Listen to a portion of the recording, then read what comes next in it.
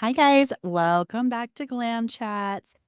Today I wanted to hop on here and do kind of a quick one, but you know, I've been getting a lot of pushback lately, more than usual, and it might be the economy, it might just be the time of year, but stylists are a little bit scared to take the leap right now. Commission stylists that are maybe thinking of moving salons from Sweet Rent to Bex& and Co. or to any salon. And I wanted to get on here and answer some of the questions you have or some of the maybe more so address some of the fears that you're feeling. So I have a list of the most common fears. I did a poll, and these were what came back over and over again. Um, so the first one is I'm not sure if I'm ready to leave my salon yet. How do I know when the right time is? So the real answer is there's never a right time. Like, there will never be in general, there will never be a time where you think, "I am ready. This is exciting. I feel like I can just walk away without any fears. I know everything is going to work." If you feel that way, awesome. Not only are you ready, you're past ready. You were ready 6 months ago. This is for the stylist who is just now starting to think about owning their own business, and they're like, "When am I gonna be ready?" You're not gonna be ready. Now there are things you can do to prep yourself and to feel better, and there's a checklist you can ask yourself to see if it's a time in your career where you can be successful, but don't ask yourself if you're ready because fear is always gonna be there in the back of your mind telling you you're not ready. So, a couple of things I tell new stylists when they're wondering if they're ready to go into business for themselves, look at your client count. These are the clients that 100% are gonna follow you. You've had them for years. You trust them, they trust you. You even in the past maybe mentioned that you could leave. You have their contact information. It is an easy, "They will be with me." I want you to make a list of those clients, and I sometimes will call those my A clients.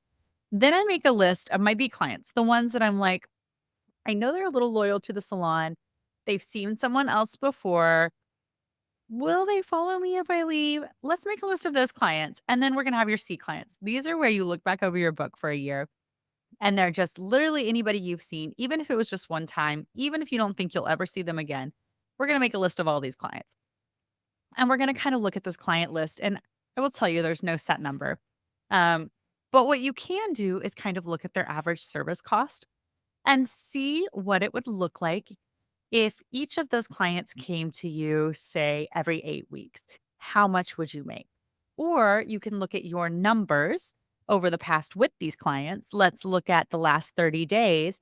Now, if you kept 100% of your gross earnings, that's everything you made off these clients, plus your tips, plus your 15% or 10% probably if you're in commission, retail sales, and you subtracted your rent, that would be the number you make. That is one way to assess if now is the good time to leave. The next thing you need to ask yourself is, am I happy where I am? This is a big one. If you feel like you're in a toxic environment, if you feel burnt out, if you feel heaviness every time you walk into work, you're ready. Unfortunately, salon environments can kind of push us into business ownership maybe before we're ready because we have to make a change. And this is okay as long as you're able to be proactive and stay in control. So when you start to feel this way, I really want you to take note. I want you to start making your client lists. I want you to start seeing how often clients were coming into you. Really start evaluating what it would look like to leave. Maybe start shopping salons, hey, Bex and Co. Start talking to salon owners. Start seeing what your next move will be. Because if you're feeling this toxic environment or toxic relationship inside of your salon, it's probably time to start looking for something else. And if you're going to make a leap, especially if you've been somewhere for a while and you want to be a business owner, it's probably just the right time to do it.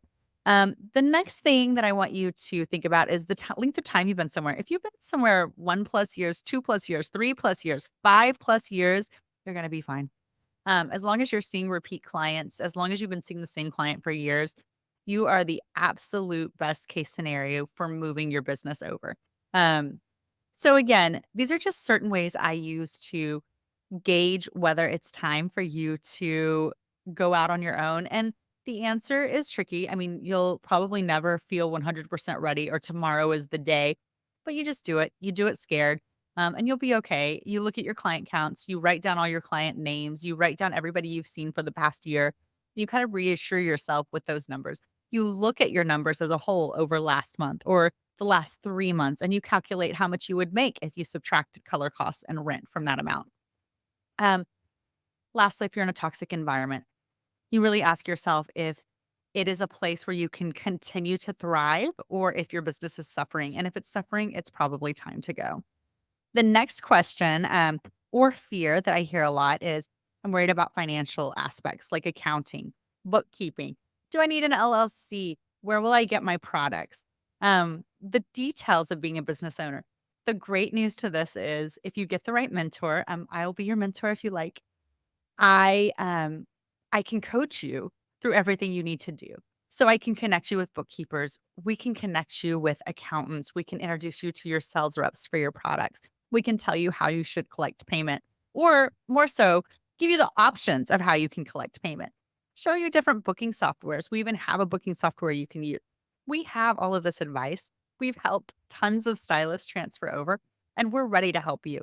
So if what's stopping you is simply you don't know how to do it, we can tell you how. So if you have passed the first test of do you have enough clients? Have you been at your salon long enough? Are you ready? And so forth. The next step is I am ready and you can hop on a call with me or you can get on a call with a mentor and ask them how to do it.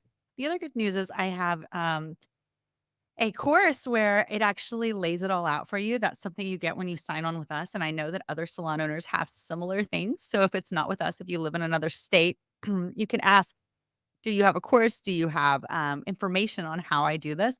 And a lot of salon owners can help you know exactly how to do this. We've done this with hundreds of stylists. I've done it with 200, 300 stylists.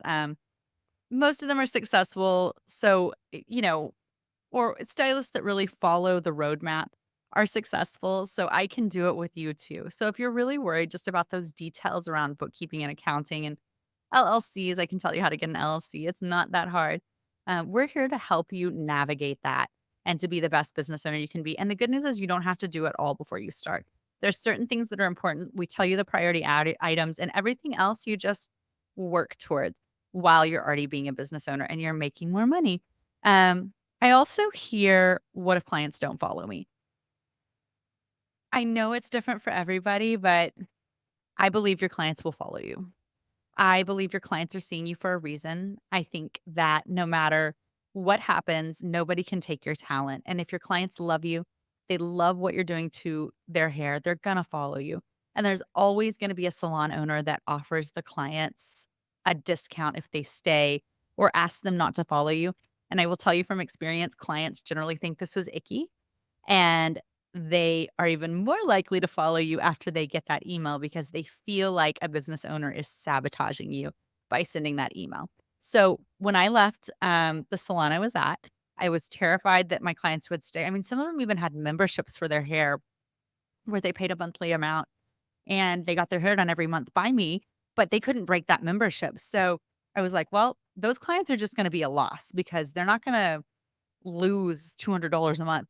Guess what? Those clients followed me and they used that $200 towards product or towards something else. But I was shocked at just how many clients were even willing to lose money to follow me. So I just want to encourage you to know that your clients will follow you. And especially when you look at that list I told you to make, that A list, like really think about it. Like, how well do I know this client? Like, is this someone that I know their kids? I know their husband's name. I know what they do for work. I know their dog's name. I've been through a lot with them. I did their hair for their wedding. You don't realize how special you are to them and how important those relationships are.